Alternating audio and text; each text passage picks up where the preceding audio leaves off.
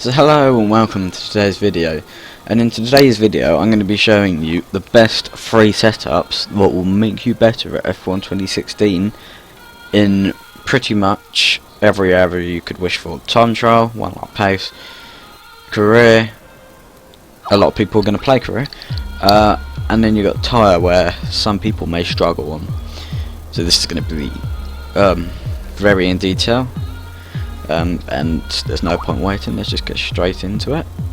So let's ask Mr. Engineer for custom setup. This is going to be the Tantra Setup.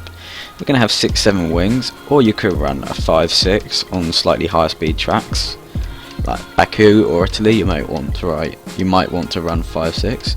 Most of the time you want to run 6-7. This is average, you can tweak it for every track if you feel the need to. Transmission, I find the best is either 80-75 or 75-70. I find that's also another good one.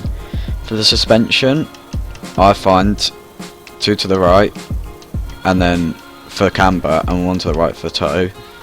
It's kind of the best for the geometry of the suspension, sorry.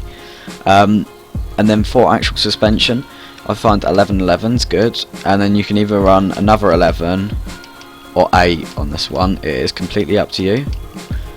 And then again 2, 5, and then you can run 5 or 6 on this one. It really doesn't matter, it's just personal preference. Maybe if you want more traction, like at places like Bahrain, you'll probably want 6, if not 5. Actually no, sorry, I would mess with brake pressure. Some people can run it on 81 or 82.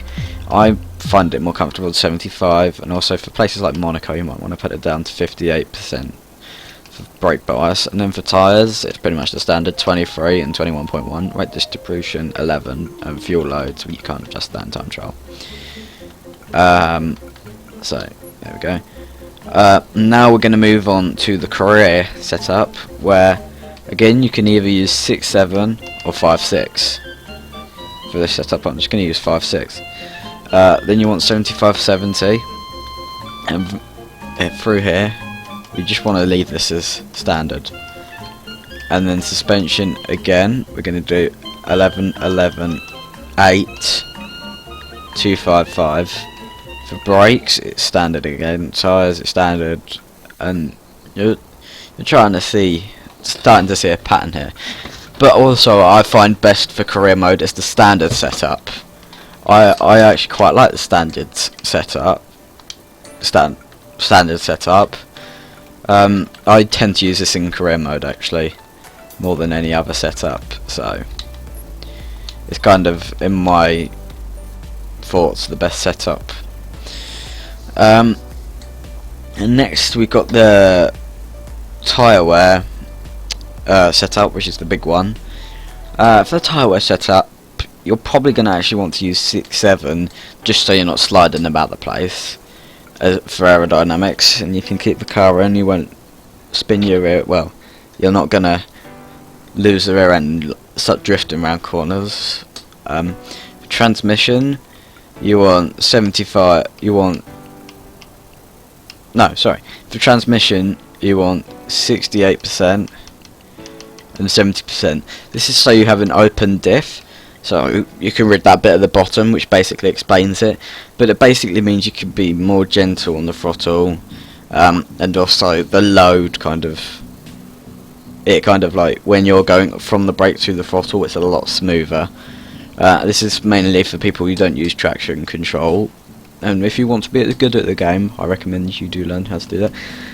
You don't really want to mess with this, but if you really want to, you can put the camber 1 to the left, but you really don't want to, because I gotta sort that out on the suspension. Where in the suspension, I've got to read this off a piece of paper.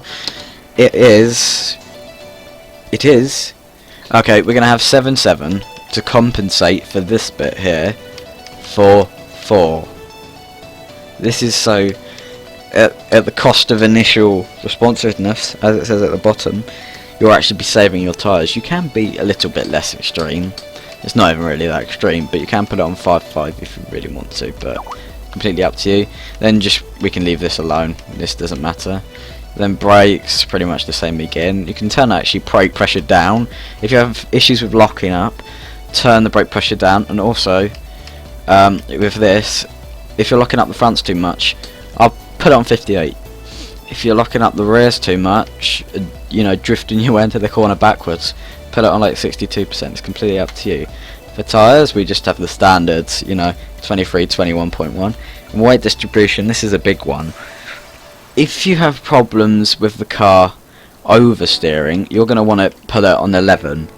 If you have problems with the car understeering, you're going to want to put it kind of on 4 or 5.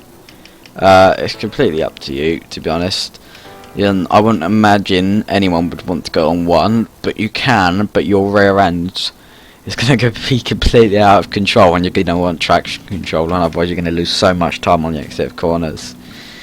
So yeah, I will actually leave these setups in the description for those who want them.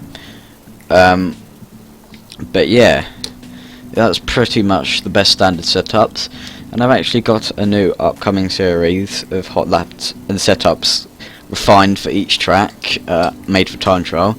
So if you want to see those, don't forget to subscribe to the channel, and if you like this video, remember to give it a like, and I'd just like to say thank you for watching and goodbye.